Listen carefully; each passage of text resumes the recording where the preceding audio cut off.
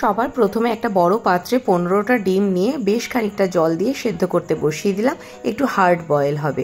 আর এইদিকে দেখো 250 গ্রাম মতো ছোট ছোট চিংড়ি মাছ নিয়ে নিয়েছি, এটাকেও ভালো করে ধুয়ে বেছে নেব। এরপর 1 কাপ বেসন নিয়ে মিডিয়াম টু লো ফ্লেমে প্রায় 7 থেকে 8 মিনিট ধরে এটাকে ভালো করে ড্রাই রোস্ট করে নেব, যতক্ষণ একটা সুন্দর গন্ধ বেরোয় বেসন থেকে।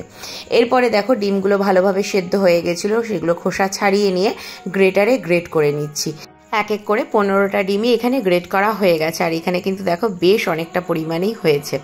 এরপরে এই দেখো এখানে বড় বড় সাইজের 3টে আলু আমি খোসা সমেত সেদ্ধ করে নিয়েছিলাম, 4 টুকরো করে কেটে। মোটামুটি 5টা ডিমে একটা আলু, এই রেশিওতেই কিন্তু আলুটা নেবে। আর যদি সাইজ ছোট হয় সেক্ষেত্রে আলুটা ডাবল কোয়ান্টিটিতে নিয়ে নিও, মানে 3টের জায়গায় 6টা। এবার আমি খোসাটা ছাড়িয়ে নিয়ে আলুগুলোকেও একইভাবে ডিমের মতো গ্রেটার দিয়ে গ্রেট করে নিচ্ছি। আর এক্ষেত্রে একটা টিপস দিয়ে রাখি, আলুটা সেদ্ধ করার সময় অবশ্যই খোসা সমেত সেদ্ধ করে তারপরে ঠান্ডা হওয়ার পরে খোসাটা ছাড়িও, সেই ক্ষেত্রে আলুর মধ্যে ময়েশ্চারটা অনেক কম পরিমাণে ঢুকবে আর আমাদের রান্নার জন্য সুবিধা হবে। একটু বেশি কোয়ান্টিটি দেখে বুঝতেই পারছো এখানে প্রায় 12 থেকে 15 জনের মতো রান্না করা হচ্ছে। তোমরা যখন কম পরিমাণে বানাবে রেশিওটা সেই বুঝে একটু কম বেশি করে নিও। চিংড়ি মাছটা নুন হলুদ দিয়ে হালকা করে ভেজে নিয়েছিলাম, এরপরে ঠান্ডা হওয়ার পরে মিক্সির জারে দিয়ে এটাকে ভালো করে একটু ঘুরিয়ে নিচ্ছি, জল ছাড়াই ঘোরাবো। এই দেখো বেশ সুন্দর করে কিন্তু গুঁড়ো গুঁড়ো হয়ে গেছে। এবার সেটাও নিয়ে নিলাম এই ডিম আর আলুর মধ্যে। মাঝারি সাইজের 2টো পেঁয়াজের বেরেস্তা করে রেখেছিলাম, সেটাও নিয়ে নিচ্ছি। তবে এক্ষেত্রে কিন্তু বেরেস্তাটা একদম মুচমুচে করে ভাজবো না, তাহলে একটু তিতকুটে লাগবে। হালকার উপরে করেছি, দেখে বুঝতেই পারছো খুব বেশি মুচমুচে কিন্তু হয়নি। আর এখানে প্রায় 3 টেবিল চামচ পরিমাণে আদা রসুন আর লঙ্কা ক্রাশ করে নিয়েছিলাম, সেটাও নিয়ে নিচ্ছি। এই যে দেখে বুঝতেই পারছো একটা দানা দানা রয়েছে, যেটা মুখে পড়লে বেশি ভালো লাগবে। পুরো পেস্ট কিন্তু আমি এখানে করিনি, জল ছাড়া মিক্সিতে ঘুরিয়ে নিয়েছিলাম। নিচ্ছি 2 চামচ পরিমাণে একসঙ্গে ভেজে রাখা শুকনো খোলায় ধনে জিরের গুঁড়ো, আর এখানে নিয়ে নিচ্ছি 2 চামচ পরিমাণে সাদা গোলমরিচের গুঁড়ো। এরপর নিচ্ছি 1 চা চামচ পরিমাণে মৌরি গুঁড়ো, আর এখানে নিয়ে নিচ্ছি 1 টেবিল চামচ পরিমাণে ওই যে ম্যাজিক মশলাটা বানিয়েছিলাম, যেটা তোমরা আমার এর আগের অনেক রেসিপিতেই দেখেছো সেইটা। আর এখানে নিয়ে নিচ্ছি স্বাদ মতো বিট লবণ, তোমরা চাইলে এমনি লবণও নিতে পারো। আর নিয়ে নিচ্ছি 1 কাপ ওই যে রোস্ট করে রেখেছিলাম শুকনো খোলায় বেসন, সেইটা। আর নিয়ে নিলাম এখানে 2 চামচ পরিমাণে ক্রাশ করে নেওয়া গোলমরিচ। এবার সবগুলোকে একসঙ্গে ভালো করে মেখে নেব। কোনো রকম কোনো জলের প্রয়োজন নেই, একটু মাখলেই দেখো খুব সুন্দরভাবে বুঝতে পারবে যে জল ছাড়াই ভালোভাবে মাখা হয়ে গেছে। বেশ একটু শক্ত শক্ত করেই কিন্তু মাখতে হবে। যদি প্রয়োজন হয় আর একটু রোস্টেড বেসন তোমরা অ্যাড করতে পারো এতে, তবে কাঁচা বেসন দেবে না, অবশ্যই শুকনো খোলায় ভেজে নিয়ে তবেই ব্যবহার করো।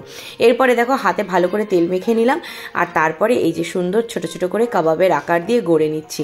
যেরকম ইচ্ছে গোল, লম্বা, ডিম্বাকৃতি বা ডায়মন্ড শেপ যেরকম ইচ্ছে তোমরা দিতেই পারো, তবে আমি আজকে একটু লম্বাটে আবার এই যে হালকা একটু স্কোয়ার শেপ টাইপের দিয়ে নিচ্ছি। আর খুব বেশি পাতলা করবো না, দেখে বুঝতেই পারছো চারপাশটা যে একটু মোটার উপরে কিন্তু রেখেছি। লেয়ারটা বেশি পাতলা হয়ে গেলে খেতে ভালো লাগবে না, তাই কাবাব সবসময় জানোই একটু মোটার উপরে থাকে, সেরকম ভাবেই বানিয়ে নিচ্ছি। দেখো আরও একটা বানিয়ে নিলাম, এরপর বাকি সবগুলোকে বানিয়ে নিয়ে আবার ফিরে আসছি। একটা বড় বাটির মধ্যে 7খানা ডিম নিয়ে ভালো করে প্রথমে ফেটিয়ে নিচ্ছি, আর তারপরে ভালোভাবে ফেটানো হয়ে যাওয়ার পরে এখানে আমি টেবিল চামচের হিসেবে প্রায় 5 থেকে 6 টেবিল চামচ পরিমাণে অ্যারারুট নিয়ে নিলাম। তার মধ্যে দিয়ে দিলাম স্বাদ মতো একটু লবণ আর 2 টেবিল চামচ পরিমাণে সুজি, প্লেন সুজি। আর তার সঙ্গে দেখো প্রায় 1 চামচের সামান্য একটু বেশি হবে অরিগানো নিয়ে নিয়েছি। এবার সবগুলোকে খুব ভালো করে মিক্স করে নেব, এটাও কিন্তু জল ছাড়াই মিক্স করে নেব। এই দেখো খুব ভালোভাবে ব্যাটারটা রেডি হয়ে গেছে। এবার এটাকে 5 মিনিটের জন্য একটু রেস্টে রাখবো, যাতে সুজিটা ঠিক মতো ফুলে যায়। এরপর ফ্রাইং প্যানে দিয়ে দিলাম বেশ কিছুটা পরিমাণে সাদা তেল, আর তার মধ্যে দিয়ে দিচ্ছি এখানে 3 চামচ পরিমাণে বাটার। তোমরা চাইলে পুরোটাই সাদা তেলে করতে পারো, তবে বাটার মিশিয়ে করলে বেশি টেস্টি লাগে খেতে। এরপরে একটা করে কাবাব নিয়ে ডিমের গোলায় চুপিয়ে নিয়ে সোজা তেলের মধ্যে দিয়ে দাও, আর পুরোটাই মিডিয়াম টু লো ফ্লেমে করতে হবে। আঁচ খুব বেশি বাড়িয়ে দেবে না, তাহলে বাইরেটা পুড়ে যাবে অথচ ভেতরটা ঠিকভাবে কুক হবে না। সেই জন্য পুরোটাই মিডিয়াম ফ্লেমে রেখে করো। আমি এখানে যতটা পরিমাণে বানিয়েছি তাতে কিন্তু এখানে টোটাল 55খানা মানে 55টা কাবাব হয়েছে। যেহেতু এখানে 12 থেকে 15 জনের জন্য রান্না হচ্ছে, আমি আগেই বলেছি তোমাদের, তোমরা যখন এটা কম পরিমাণে করবে প্লিজ একটু সেইভাবেই সমস্ত জিনিসের পরিমাণটা করে নিও। এই দেখো এখানে এই বাকি কাবাবগুলো বানিয়ে রাখা রয়েছে, যেগুলো এক এক করে এরপরে ভেজে নেব।